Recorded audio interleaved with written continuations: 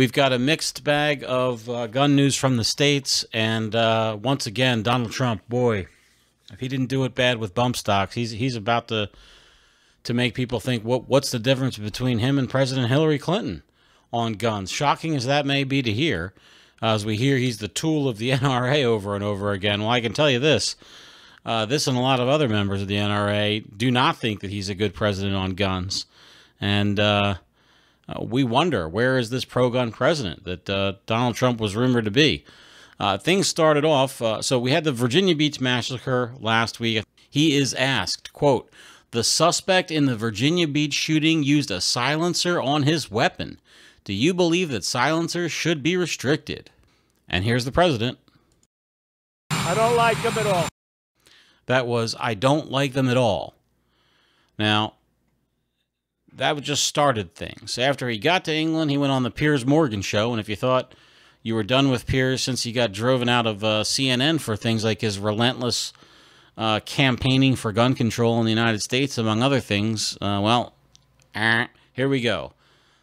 One thing you also did, I want to pay you credit for this, because when we spoke in Davos after the Las Vegas mass shooting, I brought up the issue of bump fire stock and why it was legal when it was used to convert legal weapons to illegal ones. And you did ban bump fire stock. I ended it. I don't think you got enough credit for that.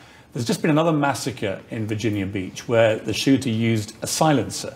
Yeah. What is your view of silencers? Would you like to see those banned? Well, I'd like to think about it. I mean, nobody's talked about silencers very much. They did talk about the bump stock, and we had it banned, and we're looking at that. I'm going to, seriously look at it.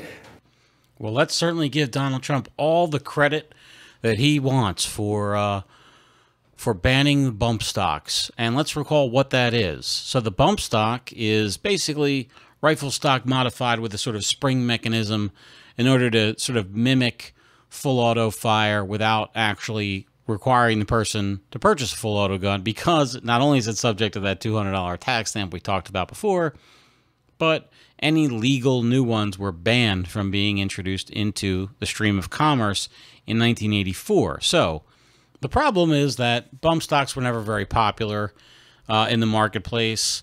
It's a very niche item, and they were not used and are not used in crimes because they're just not a good way to shoot a gun. For the specific instance of Stephen Hatfill barricading himself in a Mandalay Bay hotel suite to fire down on a festival below him, maybe that was a good option for him. But they're not sort of conducive to gun violence in the way that we sort of need to protect ourselves with, because it's a spray and pray kind of a situation. Well,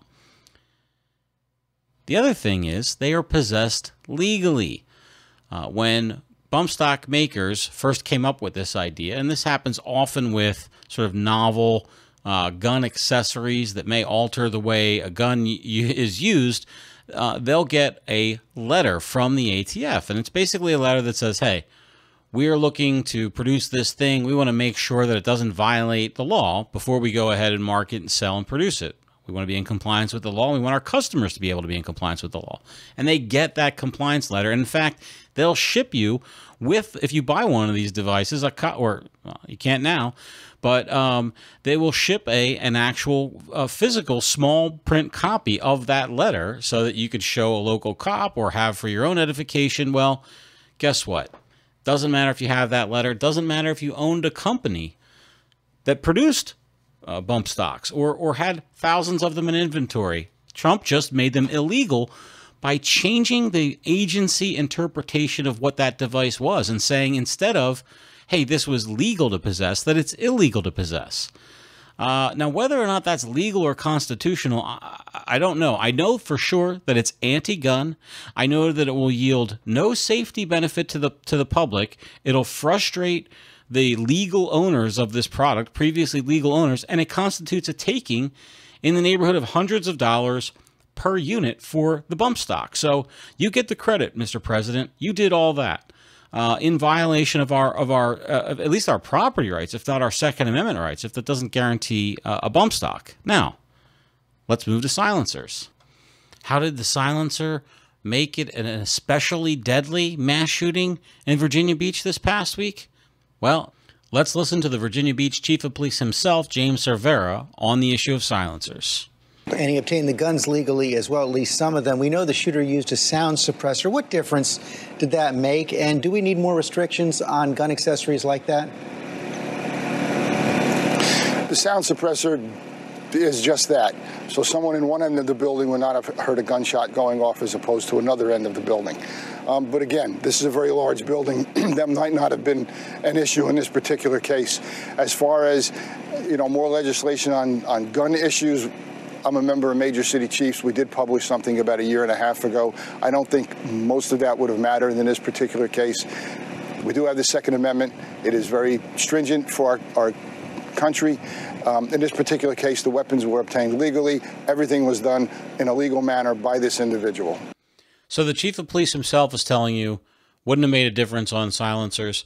This is part of the madness that we in the gun-owning community, we work against. After every one of these things that happens, we see this flood of attempts to legislate our rights away. They stand on the graves of these massacre victims and put it to the gun rights community like, are you careless? You just war death mongers? But there is no safety benefit to banning suppressors or silencers. There's just none. This is the one case that they can even point to in dozens of years where this has occurred. They're super highly regulated pieces of equipment that cost a fortune, and nothing to Virginia's governor, who has called for and is convening a special section of the legislature just in response to this massacre, and basically they see an open window. Virginia is a state that's gone from red to purple, I guess, and on its way to blue in many ways, and they see a window where they can now shoehorn in a bunch of highly restrictive gun control. Here's Governor Northam, blackface himself. Virginians have spoken and said it's time for us as legislators and as their governor to act. And I'm bringing the General Assembly back toward the latter part of June to take up common sense gun legislation. And well, let me just stop it there and say this Virginian hasn't asked for that. And this Virginian's gun-owning friends are not after that. And also, I'm going to go ahead and pre-object and say they're not common sense reforms. Back to you, Governor. So we're going to include things like universal background checks, which over 90% of the population approves of, a ban on assault weapons to include bump stocks and suppressors, or silencers as we call them. None of which, had they been implemented prior to the Virginia Beach massacre, would have changed the outcome one iota. The man owned all his guns legally. They were .45 caliber pistols. They have never been included in any assault weapons ban ever proposed. He would have been able to get them. He would have been able to pass any background check. The universal basic check, whatever he says. Did I combine the universal basic income with universal background check? Doesn't matter. We know the shooter bought his guns new from federally licensed firearms dealers and passed the legally required and mandated background checks commensurate with those purchases. It seems like every year we get more and more of these firearms laws that take us away from a society where firearms are a common or accepted part of a person's life and culture, and yet we have more problems with violence. 75 years ago, a teenager could walk into a Sears and Roebuck and plop down their hard-earned allowance farm money, whatever, and buy a .22 caliber rifle. No problem. No questions asked in most states. And so we know that access to firearms is not a crisis. It's people who are willing to go ahead and murder their fellow man. Who that's the crisis. That's what we have more of. The supply of guns seems to have an inverse relationship to the supply of school shooters. Well, back to the governor. Given local authorities, regions, the authority to really look at their government buildings and decide whether they want to ban firearms from those, bringing back one gun a month. It used to be very successful in Virginia. Now we have just a market of guns that are bought in Virginia and taken up into the northern part of the states, especially New York. So these are common sense pieces of legislation. Virginians are asking for them, and Casey, they're intended to save lives, and that's what we need to do. We need to make our communities safer in Virginia.